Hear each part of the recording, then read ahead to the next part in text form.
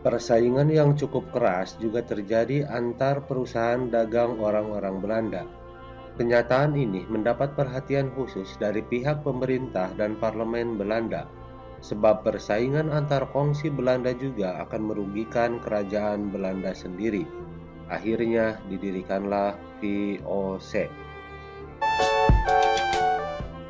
Lahirnya VOC pada tanggal 20 Maret 1602, Verenigde Oost-Indisch Company atau VOC didirikan di Amsterdam. Kongsi dagang Belanda ini diberi nama Perserikatan Maskapai Perdagangan Hindia Timur atau Kongsi Dagang India Timur. Tujuan dibentuknya VOC antara lain: 1. Menghindari persaingan yang tidak sehat antara sesama kelompok atau kongsi pedagang Belanda. 2. Memperkuat kedudukan Belanda dalam menghadapi persaingan dengan para pedagang negara lain. VOC dipimpin oleh sebuah dewan yang beranggotakan 17 orang, sehingga disebut Dewan 17. Mereka terdiri dari 8 perwakilan kota pelabuhan dagang di Belanda. Markas besar dewan ini berkedudukan di Amsterdam. VOC memiliki beberapa kewenangan dan hak-hak istimewa atau disebut hak oktroy, antara lain melakukan monopoli perdagangan, membentuk angkatan perang sendiri, melakukan peperangan, mengadakan perjanjian dengan raja-raja setempat, mencetak dan mengeluarkan mata uang sendiri, mengangkat pegawai sendiri, dan memerintah di negeri jajahan. Gubernur Jenderal VOC. Gubernur Jenderal merupakan jabatan tertinggi yang bertugas mengendalikan kekuasaan di negeri jajahan VOC. Di samping itu juga dibentuk Dewan Hindia. Tugas Dewan Hindia ini adalah memberi nasihat dan mengawasi kepemimpinan Gubernur Jenderal. Gubernur Jenderal VOC yang pertama adalah Pieter Both, mendirikan pos perdagangan di Banten pada tahun 1610. Pada tahun 1611, Pieter Both membeli sebidang tanah di sebelah timur Muara Ciliwung. Tanah inilah yang menjadi cikal bakal hunian dan daerah kekuasaan VOC di tanah Jawa dan menjadi cikal bakal kota Batavia. Cara-cara VOC mengeksploitasi kekayaan alam dilakukan antara lain dengan: 1. Melakukan monopoli perdagangan seperti monopoli rempah-rempah di Maluku. VOC melakukan campur tangan terhadap kerajaan-kerajaan di Nusantara, serta melakukan politik divide et impera atau politik adu domba. 3. Lembaga-lembaga pemerintahan tradisional atau kerajaan masih tetap dipertahankan dengan harapan bisa dipengaruhi atau diperalat oleh VOC. 4. Pelayaran Hongi. Kegiatan melakukan pelayaran untuk mengawasi perdagangan VOC dari perdagangan gelap antara bangsa Indonesia dengan bangsa asing selain Belanda. Dampak pelayaran Hongi terhadap rakyat jajahan adalah rakyat tidak bisa mendapat keuntungan lain di luar perdagangan dengan VOC. Hak ekstirpasi. Hak VOC untuk menebang tanaman rempah-rempah agar tidak terjadi overproduksi yang dapat menyebabkan harga rempah-rempah merosot. Privilege leveransi. Penyerahan wajib hasil bumi dengan harga yang telah ditetapkan oleh VOC dan melarang rakyat menjual hasil buminya selain kepada VOC. Kontingenten. Kewajiban bagi rakyat untuk membayar pajak berupa hasil bumi. Yang terakhir, membangun benteng-benteng pertahanan. Sebagai contoh, Benteng Dorstad dibangun di Saparua, Benteng Nassau di Banda, di Ambon ada Benteng Victoria, Benteng Orange di Ternate, dan Benteng Rotterdam di Makassar. Yang berikutnya, faktor penyebab Batavia memiliki posisi yang strategis bagi VOC. 1. Kebijakan dan tindakan VOC di kawasan Asia dikendalikan dari markas VOC di Batavia. Batavia terletak pada persimpangan atau menjadi penghubung jalur perdagangan internasional. Batavia menghubungkan perdagangan di Nusantara bagian barat dengan Malaka, India, kemudian juga menghubungkan dengan Nusantara bagian timur. Faktor penyebab VOC mengalami kebangkrutan. Banyaknya pegawai VOC yang melakukan korupsi. Barang-barang yang diperoleh VOC dari daerah-daerah dan penguasa yang ditaklukkannya banyak yang langsung dijual atau diperdagangkan kepada para pedagang asing dan keuntungannya masuk ke saku pribadi. Oleh karena itu, kongsi dagang tersebut mengalami kerugian yang terus-menerus. 2. VOC memiliki daerah kekuasaan yang sangat luas, sehingga dalam pelaksanaannya membutuhkan biaya dan pengawasan yang sangat besar dan ketat. Yang ketiga, VOC semakin lemah dalam keuangan karena banyak dikeluarkan untuk biaya perang. Pembubaran VOC. Pada tanggal 31 Desember 1799, VOC dinyatakan bubar. Semua utang piutang dan segala milik VOC diambil alih oleh pemerintah. Gubernur Jenderal VOC yang terakhir adalah Van Overstraten, yang masih harus bertanggung jawab tentang keadaan di Hindia Belanda. Ia bertugas mempertahankan Jawa dari serangan Inggris. Pada awal tahun 1795, pasukan Perancis menyerbu Belanda. Raja Willem V melarikan diri ke Inggris. Belanda dikuasai Perancis. Dibentuklah pemerintahan baru sebagai bagian dari Perancis yang dinamakan Republik Batak. Karena Republik Batak ini merupakan pasal dari Perancis, maka kebijakan-kebijakan Republik Batak untuk mengatur pemerintahan di Hindia masih juga terpengaruh oleh Perancis. Oleh karena itu, untuk mempertahankan Kepulauan Nusantara dari serangan Inggris, ditunjuklah Herman Willem Daendels. Latar belakang pemerintahan Republik Batak. Pada awal 1795, pasukan Perancis menyerbu dan menguasai Belanda. Raja Willem V melarikan diri ke Inggris. Dibentuklah pemerintahan baru sebagai bagian dari Perancis yang dinamakan Republik Batak. Sebagai pemimpin Republik Batak adalah Louis Napoleon, saudara dari Napoleon Bonaparte. Raja Willem V oleh pemerintah Inggris ditempatkan di kota Kew. Raja Willem V kemudian mengeluarkan perintah yang terkenal dengan Surat-Surat Kew. Isi perintah itu adalah agar para penguasa di negeri jajahan Belanda menyerahkan wilayahnya kepada Inggris, bukan kepada Perancis. Dengan surat-surat Kew itu, pihak Inggris bertindak cepat dan mengambil alih beberapa daerah di Hindia seperti Padang pada tahun 1795, kemudian menguasai Ambon dan Banda tahun 1796. Inggris juga memperkuat armadanya untuk melakukan blokade terhadap Batavia. Pihak Prancis dan Republik Batak juga tidak ingin ketinggalan untuk segera mengambil alih seluruh daerah bekas kekuasaan VOC di Kepulauan Nusantara. Karena Republik Batak ini merupakan pasal dari Prancis, maka kebijakan-kebijakan Republik Batak untuk mengatur pemerintahan di Hindia masih juga terpengaruh oleh Prancis. Kebijakan yang utama bagi Prancis waktu itu adalah memerangi Inggris. Oleh karena itu, untuk mempertahankan Kepulauan Nusantara dari serangan Inggris, diperlukan pemimpin yang kuat, maka ditunjuklah Herman Willem Daendels sebagai Gubernur Jenderal. Awal dan tugas pemerintahan Herman Willem Daendels. Herman Willem Daendels, Gubernur Jenderal yang memerintah di Nusantara pada tahun 1808 sampai 1811, dengan tugas utamanya adalah Daendels mempertahankan Pulau Jawa agar tidak dikuasai Inggris. Kebijakan Herman Willem Daendels dalam bidang pertahanan dan keamanan. Tugas utama Herman Willem Daendels adalah mempertahankan Pulau Jawa dari serangan Inggris. Oleh karena itu, Daendels melakukan langkah-langkah. 1. Membangun benteng-benteng pertahanan baru.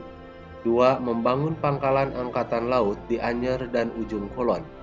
3. Meningkatkan jumlah tentara dengan mengambil orang-orang pribumi. 4.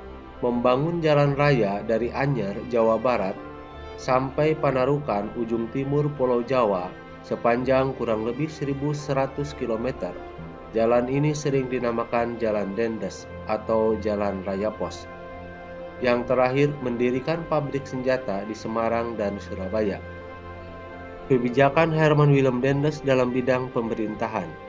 1. Membatasi secara ketat kekuasaan raja-raja di Nusantara.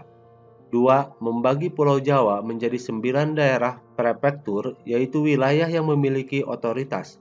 Masing-masing prefektur dikepalai oleh seorang prefek. Setiap prefek langsung bertanggung jawab kepada gubernur jenderal.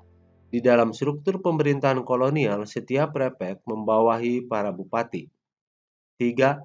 Kedudukan bupati sebagai penguasa tradisional diubah menjadi pegawai pemerintah kolonial yang digaji. Sekalipun demikian, para bupati masih memiliki hak-hak feodal tertentu. Yang terakhir, Kerajaan Banten dan Cirebon dihapuskan dan daerahnya dinyatakan sebagai wilayah pemerintah kolonial. Kebijakan Herman Willem Daendels dalam bidang peradilan. Untuk memperlancar jalannya pemerintahan dan mengatur ketertiban dalam kehidupan bermasyarakat, Daendels juga melakukan perbaikan di bidang peradilan dengan cara 1. Membentuk 3 jenis peradilan. 1. Peradilan untuk orang Eropa. 2. Peradilan untuk orang-orang Timur Asing. 3. Peradilan untuk orang-orang pribumi. Peradilan untuk kaum pribumi dibentuk di setiap prefektur, misalnya di Batavia, Surabaya, dan Semarang. Yang kedua, peraturan untuk pemberantasan korupsi tanpa pandang bulu.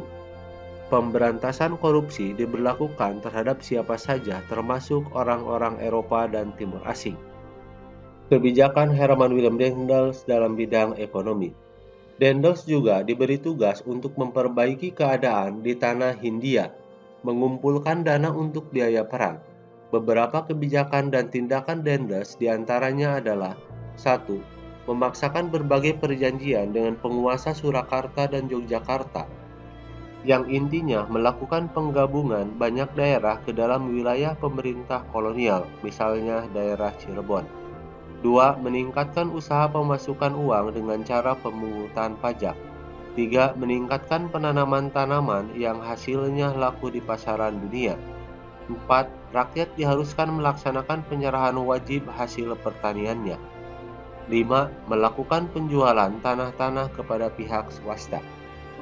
Akhir pemerintahan Daendels. Selama 3 tahun memerintah di Hindia Belanda, Daendels dianggap gagal melaksanakan misi mempertahankan Pulau Jawa dari Inggris, dan program yang dijalankannya dinilai merugikan negara karena korupsi makin merajalela. Oleh sebab itu, Daendels dipanggil oleh pemerintah kolonial untuk kembali ke negaranya dan digantikan oleh Jan Willem Jansen. Pemerintahan Jan Willem Jansen 1811 dan akhir kolonialisme Prancis di Indonesia. Pada bulan Mei 1811, Daendels dipanggil pulang ke negerinya. Ia digantikan oleh Jan Willem Jansen. Sebelumnya, Jansen menjabat sebagai gubernur jenderal di Tanjung Harapan, Afrika Selatan, tahun 1802 sampai 1806. Pada tahun 1810, Jansen diperintahkan pergi ke Jawa dan akhirnya menggantikan Daendels pada tahun 1811. Sementara itu, penguasa Inggris di India, Lord Minto, telah memerintahkan Thomas Stamford Raffles yang berkedudukan di Pulau Penang untuk segera menguasai Jawa. Pada tanggal 26 Agustus 1811, Batavia jatuh ke tangan Inggris. Jansen berusaha menyingkir ke Semarang, bergabung dengan Legiun Mangkunegara dan prajurit-prajurit dari Yogyakarta serta Surakarta. Jansen kemudian mundur ke Salatiga dan akhirnya menyerah di Tuntang. Penyerahan Jansen secara resmi ke pihak Inggris ditandai dengan adanya kapitulasi Tuntang pada tanggal 18 September 1811. Tanggal 18 September 1811 adalah tanggal dimulainya kekuasaan Inggris di Hindia. Gubernur Jenderal Lord Minto secara resmi mengangkat Thomas Stamford Raffles sebagai penguasa baru sampai dengan tahun 1816.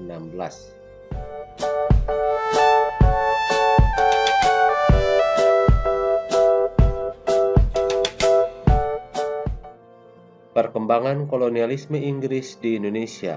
Thomas Stamford Raffles. Awal pemerintahan Thomas Stamford Raffles. Pada bulan Mei 1811, kedudukan Daendels digantikan oleh Willem Jansen. Pada tanggal 18 September 1811, Jansen menyerah kepada Inggris di dekat Salatiga. Lalu ditandatangani perjanjian yang disebut Kapitulasi Tuntang tahun 1811 yang berisi: 1. Pulau Jawa dan daerah sekitarnya yang dikuasai Belanda diserahkan kepada Inggris. 2. Semua tentara Belanda menjadi tawanan Inggris. 3. Orang-orang Belanda dapat dipekerjakan dalam pemerintahan Inggris. Gubernur Jenderal Lord Minto pada tanggal 18 September 1811 secara resmi mengangkat Raffles dengan pusat pemerintahan Inggris berkedudukan di Batavia. Raffles mulai melakukan langkah-langkah untuk memperkuat kedudukan Inggris di tanah jajahan. Dalam rangka menjalankan pemerintahannya, Raffles berpegang pada 3 prinsip. 1. Segala bentuk kerja rodi dan penyerahan wajib dihapus, diganti penanaman bebas oleh rakyat. 2. Peranan para bupati sebagai pemungut pajak dihapuskan, dan para bupati dimasukkan sebagai bagian pemerintah kolonial. 3. Tanah milik pemerintah, maka rakyat penggarap dianggap sebagai penyewa. Kebijakan Raffles dalam bidang pemerintahan. Raffles didampingi oleh para penasehat yang terdiri atas Gillespie, Mutinghe, dan Krashen. 2. Pulau Jawa dibagi menjadi 16 karesidenan. 3. Raffles mengambil strategi membina hubungan baik dengan para pangeran dan penguasa yang sekiranya membenci Belanda. 4. Para bupati dijadikan pegawai pemerintah sehingga mereka mendapat gaji dan bukan lagi memiliki tanah dengan segala hasilnya. Kebijakan Raffles dalam bidang ekonomi.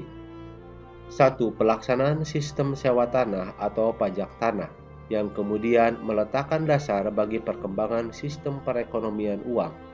2. Penghapusan pajak dan penyerahan wajib hasil bumi. 3. Penghapusan kerja rodi dan perbudakan. 4. Penghapusan sistem monopoli. 5. Peletakan desa sebagai unit administrasi penjajahan. Kebijakan sistem sewa tanah atau land rent. Kebijakan land rent yang dicanangkan Raffles tidak terlepas dari pandangannya mengenai tanah sebagai faktor produksi. Menurut Raffles, pemerintah adalah satu-satunya pemilik tanah. Dengan demikian, penduduk Jawa menjadi penyewa dengan membayar pajak sewa tanah dari tanah yang dikelolanya. Kebijakan land rent. 1. Pajak dipungut perorangan. Jumlah pungutannya disesuaikan dengan jenis dan produksi tanah. 2. Pajak yang dibayarkan penduduk diharapkan berupa uang, tetapi kalau terpaksa tidak berupa uang dapat juga dibayar dengan barang lain misalnya beras. 3. Ditempatkannya desa sebagai unit administrasi pelaksana pemerintah. Dimaksudkan agar desa menjadi lebih terbuka sehingga bisa berkembang. 4. Memberikan kebebasan bagi para petani untuk menanam tanaman yang sekiranya lebih laku di pasar dunia, seperti kopi, tebu, dan nila. Akhir pemerintahan Thomas Stamford Raffles. Tahun 1816, Raffles mengakhiri pemerintahannya di Hindia. Pada tahun 1814 diadakan Konvensi London. Salah satu isi Konvensi London adalah Inggris harus mengembalikan tanah jajahan di Hindia kepada Belanda. Dengan demikian, pada tahun 1816, Kepulauan Nusantara kembali dikuasai oleh Belanda.